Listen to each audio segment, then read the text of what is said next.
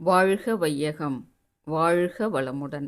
குரு வாழ்க, குருவே துணை. டிவைன் பவர் 9 சேனலுக்கு உங்களை வரவேற்கிறேன். நான் பேராசிரியர் சித்ரா.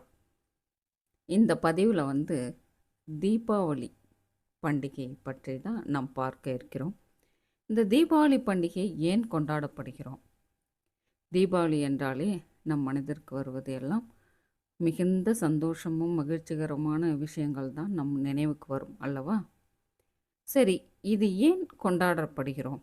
இதை பார்க்கலாம் இப்பதிவில். வாருங்கள். இந்திய கலாச்சாரம் என்பது பண்டிகைகள் நிறைந்த கலாச்சாரம். ஒவ்வொரு பண்டிகைக்கும் ஒவ்வொரு கதை வழங்கப்படுகிறது. தீபாவளிக்கும் நிறைய கதைகள் உள்ளன. தீபாவளியை தீ ஒளி என முன்னோர்கள் குறிப்பிடுகிறார்கள். தீமை அகன்று நன்மை பிறக்கும் நன்னாள் என்கின்றனர். ஒளி என்பது வெற்றியின் அடையாளம், இருள் என்பது தோல்வியின் பொருள். தீபாவளி பண்டிகை தீமையின் வடிவான அசுரர்களை கடவுளின் அவதாரம் அளித்ததால் உருவானது என்கின்றன இந்து புராணங்கள். நம் அனைவருக்கும் தெரியும் நரகாசுரன் கதை. நரகாசுரனின் உண்மை பெயர் பௌமன். திருமால் வராக அவதாரம் எடுத்து பூமியை துளைத்து அசுரர்களை அழிக்கச் சென்றபோது அவரின் ஸ்பரிசத்தால் பூமாதேவிக்கு பிறந்தவன் நரகாசுரன். அசுர வதத்தின் போது பிறந்தவன் என்பதால் அசுர சுபாவம் இவனுக்கு இயல்பாகவே அமைந்துவிட்டது. நரன் என்றால் மனிதன்.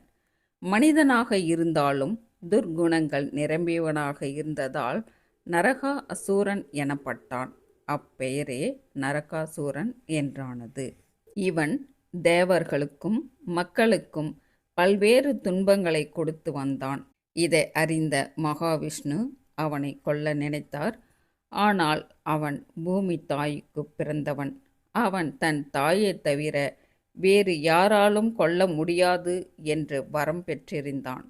எனவே மகாவிஷ்ணு ஒரு தந்திரம் செய்தார். நரகாசூரனிடம் போரிட்டார். அவன் மகாவிஷ்ணுவின் மீது அம்பு எய்தினான். இந்த அம்பு பட்டு அவர் மயக்கம் அடைவது போல் கீழே விழுந்தார். இதை பார்த்த சத்யபாமா கோபம் அடைந்து நரகாசூரனை போருக்கு அழைத்தார். சத்யபாமா பூமியின் அவதாரம் என்று உணராமல் அவரோடு நரகாசூரன் போர் செய்தான். அன்னையின் அம்புக்கு பலியாகி சரிந்தான். அப்போது தான் அவனுக்கு சத்யபாமா தனது தாய் என்று தெரிந்தது. அவரிடம், அம்மா, நான் மறைந்த இந்த நாள் மக்கள் மனதில் நிற்க வேண்டும். என்னுடைய பிடியிலிருந்து விடுபட்ட தேவர்களும் மக்களும் இந்த நாளை இனிப்பு வழங்கி ஒளிமயமாக கொண்டாட வேண்டும் என்று வேண்டினான். மகாவிஷ்ணுவும் சத்யபாமாவும் அவனுக்கு வரம் கொடுத்தார்கள். இதை ஒட்டி நரகாசூரன் மறைந்த மகிழ்ச்சி பொங்கிய நாள் தீபாவளி பண்டிகையாக கொண்டாடப்படுகிறது. இதை கிருஷ்ண லீலை என்கிறது புராணம். வால்மீகி இராமாயணத்தில் ராமன் கொடியவனான ராவணனை அழித்துவிட்டு தனது வனவாசத்தை முடித்துக்கொண்டு மனைவி சீதையுடன் சகோதரன் லட்சுமணன் உடன் அயோத்திக்கு திரும்பிய நாளை மக்கள் விளக்கேற்றி வரவேற்றனர்.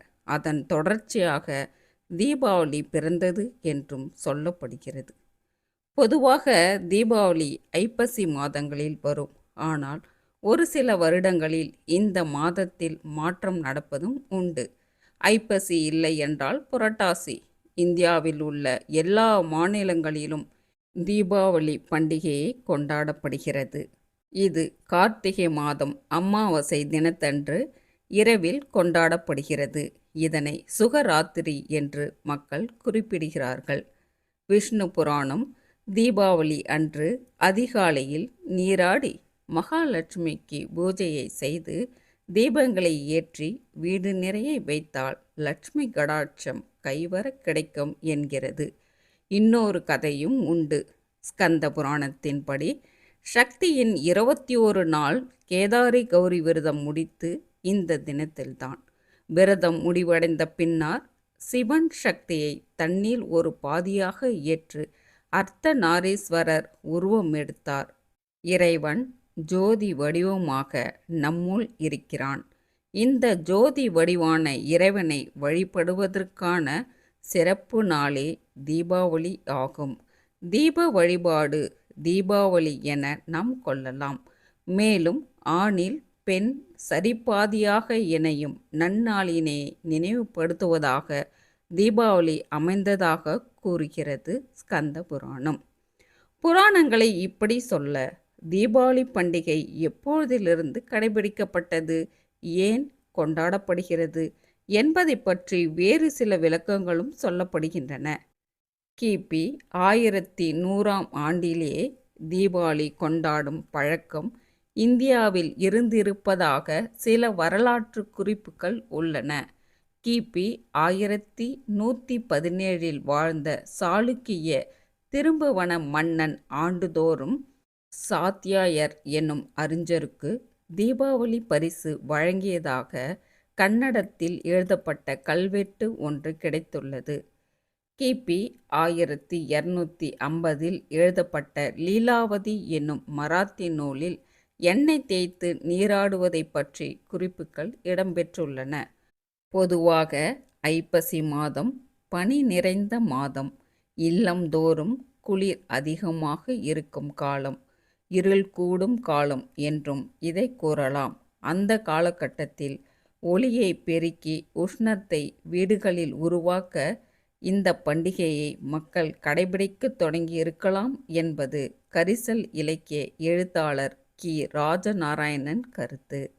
எல்லோரும் கொண்டாடிய தீபாவளி. தீபாவளி பண்டிகையை இந்தியர்கள் மற்றும் இந்துக்களை தவிர பிற நாட்டவரும் பிற மதத்தவரும் கூட கொண்டாடும் பழக்கம் இருந்துள்ளது. பழங்கால இந்திய மன்னர்கள் இந்துக்களாக இருந்தாலும் முகலாயர்களாக இருந்தாலும் தீபாவளி போன்ற பண்டிகை காலங்களில் மக்களுக்கு பல சலுகைகளையும் பரிசு பொருட்களையும் அளிப்பதை வழக்கமாக வைத்திருந்தனர்.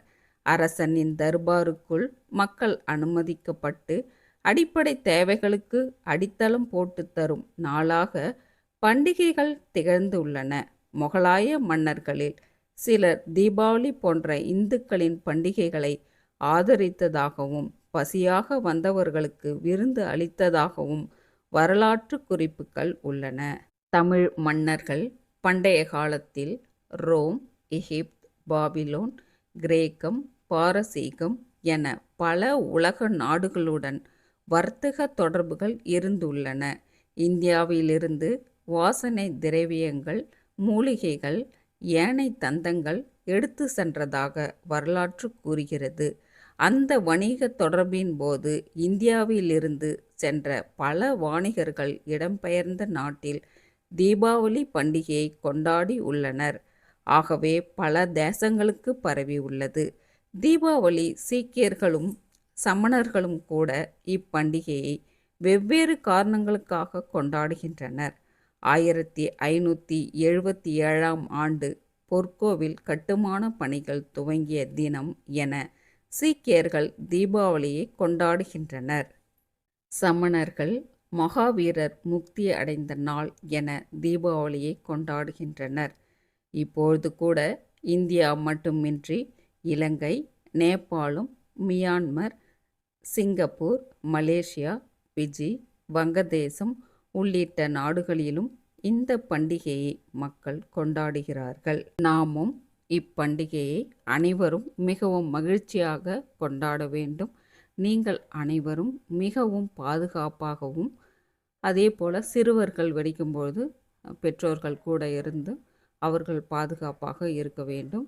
அதற்கடுத்தது சில பேர் நம்மளுடைய பக்கத்து வீட்லேயே யாராவது இதய நோயாளிகள் இருப்பாங்க, ரொம்ப உடம்பு முடியாதவங்களாம் இருப்பாங்க. அவங்களுக்கு இந்த வெடியெலாம் வெடிக்கும்பொழுது ரொம்ப கஷ்டமாக இருக்கும். அதெல்லாம் நீங்கள் கொஞ்சம் பார்த்துக்கிட்டு நம்ம அனைவரும் மிகவும் மகிழ்ச்சியாக, அதே போல் மிகவும் பாதுகாப்பாகவும் மற்றவருடைய உடல் நலத்தையும் கருத்தில் கொண்டு இந்த பண்டிகையை கொண்டாட வேண்டும்.